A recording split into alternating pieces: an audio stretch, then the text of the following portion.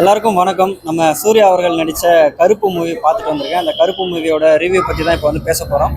First of all 90s ஹீரோவோட ஒரு பெரிய ஹீரோ, இந்த வருஷத்தோடைய ஃபஸ்ட்டு பெரிய ஹீரோட மூவி வந்து ரிலீஸ் ஆகிருக்கு. அதில் ரொம்பவே வந்து சந்தோஷம்.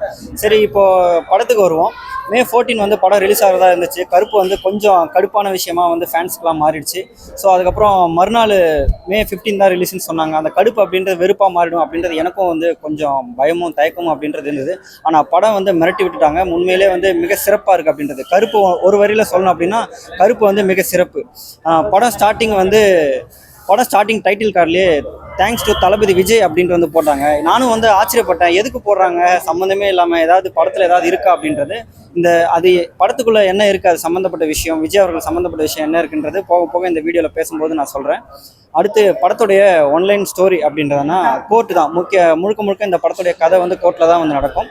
கோர்ட்டில் வந்து ஏழை எளிய மக்களுக்கு வந்து நீதி கிடைக்காம இருக்கிறதுனாலையும் அந்த நீதி வந்து எப்படி கிடைக்கணும், சில இடத்துல வந்து நிறையா தடங்கள் அப்படின்றது இருக்குது. அந்த தடங்களை மீறி வந்து இந்த நீதிகள்லாம் யார் காப்பாற்றுறா, இந்த நீதி வந்து காப்பாற்றுற கையில் வந்து யார்கிட்ட இருக்குது, ஜட்ஜ் கிட்ட தான் இருக்குது. ஸோ இதில் வந்து தில்லுமுள் நடக்கிறது, ஃப்ராடு வேலை பண்ணுறது, இதுதான் வந்து படத்துடைய வந்து ஒன்லைன்.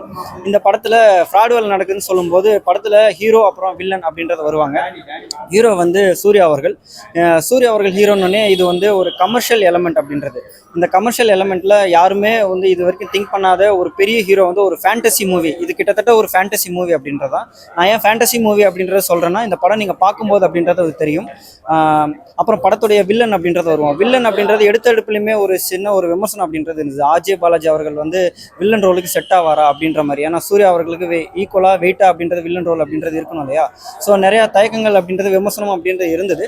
ஆனால் இந்த படத்தில் ஸ்டார்டிங்லேயே அதுக்கு ஒரு ஸ்டார்டிங் அப்படின்றது கொடுத்துருப்பாங்க. என்ன ஸ்டார்டிங் அப்படின்னா, அவர் ஒரு ஃப்ராடு வேலை பண்ணுவார். ஃப்ராடு வேலையிலேருந்து தான் வில்லத்தனம் அப்படின்றது போவார். ஸோ அதை வந்து ஏற்றுக்கக்கூடிய மனப்பக்குவத்தில் தான் வந்து இந்த படமும் வந்து எடுத்திருக்காங்க. ஸோ ஆர்ஜே பாலாஜி ரோலும் வந்து நல்லாவே சூப்பராக எடுத்திருக்காங்க. படத்தில் இரிட்டேட்டிங் விஷயங்கள் வந்து பண்ணலை. காரணம் ஏன்னா இந்த படத்தில் முக்கியமாக கதை, இந்த கதையில் வந்து தேவையில்லாத சாங்ஸு, ஹீரோயின் அப்படி ஹீரோயின் வரும்போது த்ரிஷா ரோல், அவங்களுடைய ரோலும் வந்து பக்காவாக வந்து கொடுத்துருக்காங்க. ஹீரோயின் வந்து தேவையில்லாமல் டூயட் சாங்குக்கு அப்படின்றது ஃபாரினுக்கு போகலை. அதே மாதிரி நம்ம ஊர்லேயே வந்து தேவையில்லாத டூயட் சாங் அப்படின்றது வந்து வரல. கதைக்கு வந்து என்ன தேவையோ அதை வந்து நேக்காக வந்து கொடுத்துருக்காங்க. இந்த படத்தில் இன்னொரு ப்ளஸ் அப்படின்றது, இந்த படத்துடைய மியூசிக் டைரக்டர் சாய் அபியங்கர், அவருடைய மியூசிக் வந்து தெரிக்குது. கிட்டத்தட்ட வந்து அனிருத்துக்கு ஈக்குவலாக அப்படின்றது வந்து மியூசிக் அப்படின்றது போட்டிருக்காங்க. படம் எந்தெந்த இடத்துலலாம் வந்து லேக் அடிக்குன்றத ஒரு சின்ன மைண்ட் செட் நம்மளுக்கு வந்து எட்டி பார்க்கும்போது அவருடைய மியூசிக் வந்து நம்மளோட கூஸ்பம்ப் அப்படின்றது கொடுக்குது. இப்போ விஷயத்துக்கு வரேன். இந்த படத்துடைய ஸ்டார்டிங்கில் வந்து தேங்க்ஸ் டு தளபதி விஜய் அப்படிங்கிற டைட்டில் கார்டில் வந்து கொடுத்துருந்தாங்க. அது ஏன் அப்படின்னா, படத்துடைய சின்ன ரெஃபரன்ஸ் சீன் வந்து லியோ படத்துடைய ரெஃபரன்ஸ் சீன் வந்து இந்த படத்தில் வரும். ஒரு கோட் வேர்டு அப்படின்னு சொல்லணும்னா சாக்லேட் காஃபி. அந்த சீனை வந்து நீங்கள் ரீக்ரியேட் பண்ண மாதிரி இந்த படத்தில் அப்படின்றது பார்க்கலாம். விஜய் ஃபேன்ஸ் அப்படின்றது இந்த படத்தையும் வந்து தூக்கி கொண்டாடுவாங்க அப்படின்றது தான். சூர்யா அவர்களுக்கு வந்து இது மிகப்பெரிய பிளாக் பஸ்டர். இந்த வருஷத்துடைய மிகப்பெரிய பிளாக் பஸ்டர் கூட. பல வருஷமாக வந்து அவர் பிளாக் பஸ்டர் அப்படின்றது வந்து கேள்விக்குறி அப்படின்றது இருந்தது. அந்த விமர்சனத்தெல்லாம் வந்து தெரிஞ்சுட்டு இந்த படம் வந்து அசால்ட்டாக ஒரு 150 கோடி தாண்டினாலும் ஆச்சரியப்படுறதுக்கு இல்லை. அசால்ட்டாக வந்து 150 கோடி அப்படின்றது வந்து தாண்டும். கருப்பு படம் சூர்யாக்கோசரம் உட்காந்து பார்க்கலாம், படம் ஃபுல்லாக பார்க்கலாம். நம்ம ஆர்ஜே பாலாஜி வந்து வில்லனாக வந்து நடிச்சிருக்காரு. அது பெருசாக அந்தளவுக்கு கனெக்ட் ஆகல. வேறு ஏதாவது பெரிய ஹீரோ போட்டிருந்தாங்கன்னா, சூர்யாவுக்கு ஈக்குவலாக ஒரு வில்லனை வந்து போட்டிருந்தாங்கன்னா ரொம்ப சூப்பராக இருந்திருக்கும். பட் ஆனால் நம்ம பிரகாஷ் ராஜ்லாம் நடிச்சிருந்தாருன்னா இந்த சீனே வேறு மாதிரிலாம் இருக்கும்.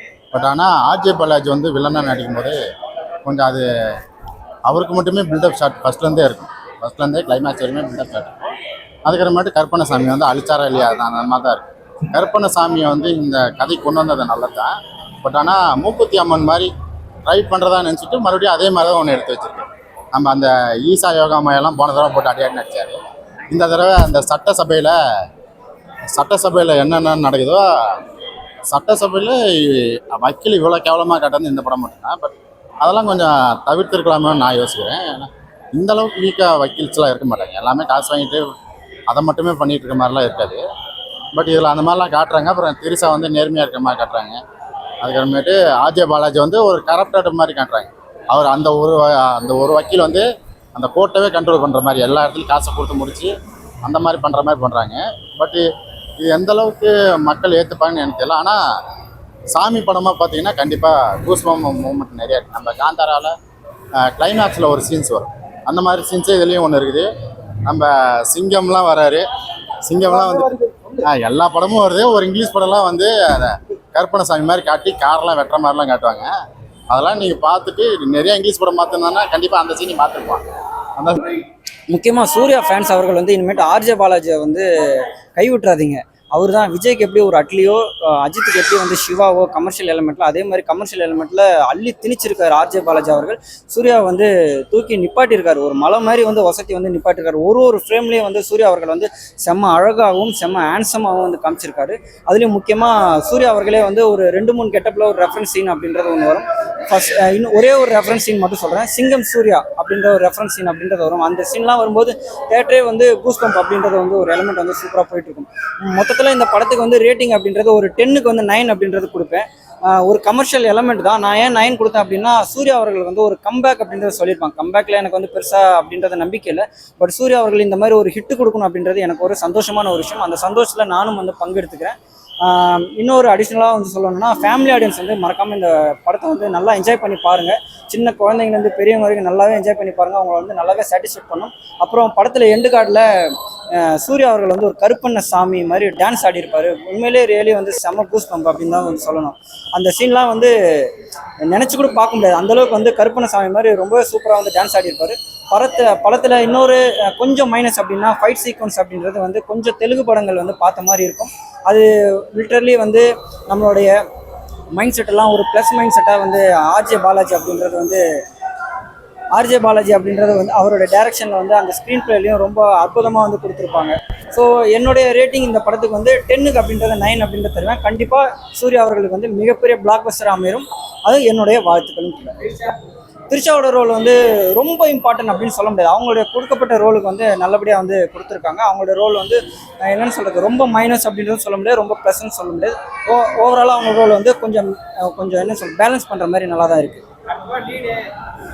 அடுத்த பாட்டு லீடு அப்படின்றது லைட்டாக வந்து கொடுத்துருக்காங்க.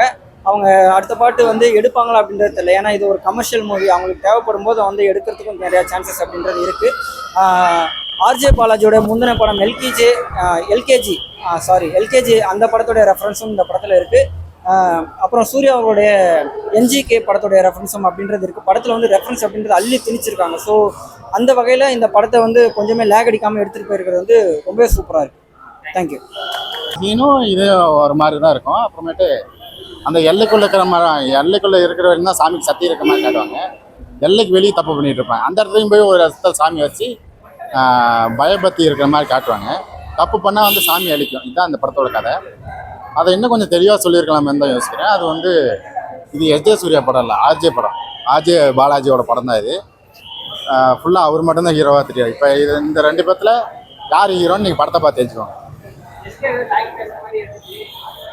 எஸ்கே வந்து அந்த வண்டியாடா எஸ்கே வந்து அந்த கன்னை கொடுப்பாரு தளபதி. கண்ட இடத்துல சுடக்கூடாதுன்னு சொல்லுவாங்கல்ல, அதை வந்து அது வந்து இந்த இடத்துல வந்து தாக்கி பேசியிருக்காங்க. அதுக்கப்புறமேட்டு லியோ ரெஃபரன்ஸ் இருக்குது, தளபதி ரெஃபரன்ஸ் நிறைய இடத்துல இருக்குது. அப்புறமேட்டு தலை ரெஃபரன்ஸ் ஒன்று இருக்குது, அந்த கார் சேசிங் எல்லாத்தோட அந்த நம்ம இப்போலாம் வந்து அந்த குட் பாடி மாதிரி ரீல்ஸ் பார்க்குற மாதிரி தான் இருக்குது. படம் பார்க்குறப்ப ஒரு சாமி படம் பார்த்த மாதிரி இல்லை. நம்ம சாமி படம் பார்த்த மாதிரி இருந்துச்சுன்னா நிறைய இடத்துல கூஸ்பம் சீன்ஸ்லாம் நிறையா இருக்குது. ஆனால் கிளைமேக்ஸில் அந்த பீக்கை வந்து தொட முடியாது. அது வந்து கொஞ்சம் வேறு லெவலில் இருந்துச்சு. அந்த கற்பனை சாமி வருவார், காக்கும் கடவுளாக வருவார். அந்த சீன்ஸ்லாம் ரொம்ப நல்லா இருந்துச்சு. ஓவராலாக பார்க்கும்போது வந்து சூர்யாவுக்கு வந்து ஒரு கம்பேக்கு. பட் ஆனால் ஆர்ஜே வந்து வில்லனாக போட்டது வந்து பெரிய மைனஸாக இருக்குது. அந்த படத்தில் நட்டியோட ரோல் வந்து எப்பவுமே நெகட்டிவாகவே நட்டி வந்து ஒரு படத்தில் இருக்காருன்னா அவர் சில படங்களில் நல்லாயிருக்கும், பல படங்களில் வந்து அவர் வீக்காக தான் இருக்கார். அப்புறமேட்டு சாயப்பி சங்கர் இந்த படத்தில் ரொம்ப நல்லா பண்ணியிருக்காரு. ஆனால் எல்லாமே மியூசிக்காக மட்டும்தான் இருக்குது. சில இடத்துல ஏற்றி இறக்கி இருக்குது.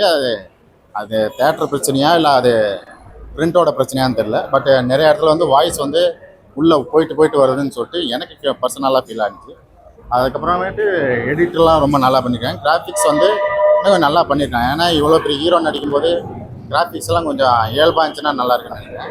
அந்த கிராஃபிக்ஸ்லாம் கொஞ்சம் வீக்காக இருக்கனால இந்த படம் வந்து கருப்பண சாமி பார்த்தீங்கன்னா கண்டிப்பாக நாம் குறை சொல்ல முடியாதான் சாமி படம்னால. ஆனால் ஆர்ஜே பாலாஜி வந்து வில்லனாக இருக்கனால குறை சொல்கிற மாதிரி. நல்லா இருக்குண்ணா, சூப்பராக இருக்குது. கருப்பசாமி பக்தர்களாக இருந்தால் வந்து ஜாலியாக உட்காந்து பார்க்கலாம். செம்ம கூசம்ஸாக இருக்குது படம். ஃபர்ஸ்ட்லேருந்தே நல்லா கூசம்ஸாக கொண்டு போயிருக்காங்க. எந்தெந்த சீன் எங்கெங்கே வைக்கணும்னு சொல்லி எடுத்துகிட்டு போயிருக்காங்க. ஆனால் ஆர்ஜே பாலாஜிக்கு தான் அதிகமான ஹைப் கொடுத்துருக்குறாங்க. ஒரு ஹீரோக்கான என்ட்ரி, ஹீரோ அவர் வந்து சாமி மாதிரி தான் வருவார் போவார், அது ஒரு விஷயம். ஆனால் ஃபுல்லாகவே அந்த ஒரு சின்ன சின்ன விஷயம் பண்ணுறது எல்லாத்தையுமே ஒரு ஸ்லோமோ போட்டு ஒரு பிஜிஎம் போட்டு காட்டுறது எல்லாமே ஆர்ஜே பாலாஜி தான் அமைச்சிருக்காங்க. அந்த எஃபெக்ட் எல்லாமே சூர்யா சாருக்கு போட்டுருந்தா இன்னும் கொஞ்சம் நல்லா இருந்தது. படத்தில் மைனஸ் கொஞ்சம் தான் ஸ்லோவாக போகுது, அதுதான் மைனஸ். வேறு எதுவும் த்ரிஷா அவங்க அட்வொகேட், அவங்க ஒரு ஆக்டராக வந்து நல்லா பண்ணியிருக்காங்க. அந்த இடத்துல கார்லாம் ஓட்டுவாங்க, செம்மையாக இருக்கும் அந்த இடத்துல. அந்த மாதிரி அவங்க வந்து எப்படின்னா ஒரு சப் கேரக்டர் தான், கூட இருந்து கொண்டு போகிற ஒரு மாதிரி ஒரு ஹீரோயின் கேரக்டர் மாதிரி நல்லா போயிருந்துச்சு. ரெஃபரன்ஸ் எனக்கு என்னமோ இந்த படத்தை நிறுத்தி வச்சு விட்டதுக்கு காரணம் விஜய் முதலமைச்சர் ஆனது அப்புறமே ஓட்டணும்னு சொல்லி விட்டாங்களான்னு தெரியல. ஏன்னா நிறைய இடத்துல அவர் வந்து சொல்லுவார், சூர்யா சொல்லுவார், இது ஏன் எல்லாம் இதுக்கு மேலே தப்பு நடக்காது அப்படின்னு சொல்லி. அதே மாதிரி தான் இப்போ வர சட்டங்கள்லாம் விஜய் சார் போட்டே வராரு. அந்த சட்டத்துக்கும் இவர் சொல்கிறதுக்கும் கரெக்டாக இருக்கும். அப்புறம் நிறையா மூவிலேருந்து ரெஃபரன்ஸ்லாம் எடுத்து கொடுத்துருப்பாங்க, அது நல்லா இருக்கும். ஓவராலாக படம் பார்க்கலாம். கிளைமேக்ஸில் வச்சு பிரிச்சுட்டாங்க படத்தை. 10க்கு ரேட்டிங்லாம் கொடுக்க மாட்டேன், ஏன்னா கருப்புசாமி பக்தர் நான், அதனால் 10க்கு ரேட்டிங்லாம் கொடுக்கல. படம் பீக் லெவலில் இருந்துச்சு. கருப்புசாமி பக்தராக இருந்தால் கண்டிப்பாக வந்து பார்க்கலாம், செம்ம படம். ஆமாம், கிளைமேக்ஸில் போட்டு கிளி கிழிச்சிருக்காரு. எல்லா இடத்துலையுமே ஒரு மாதிரி இந்த கருப்புசாமினா சென்சிட்டிவாக சாமி வர மாதிரிலாம் இருக்காங்கல்ல, அவங்களாம் வந்து படத்தை பார்த்தாங்கன்னா சாமி வந்துடும், அந்த அளவுக்கு இருக்குது படம். ஒரு மாதிரி எல்லா இடத்துலையுமே கூஸ் பம்ப்ஸ் தான், அப்படியே புல்லரிச்சிட்டே இருக்கு உடம்பு, அந்த மாதிரி தான் இருக்குது படம், செம்மையாக இருக்குது.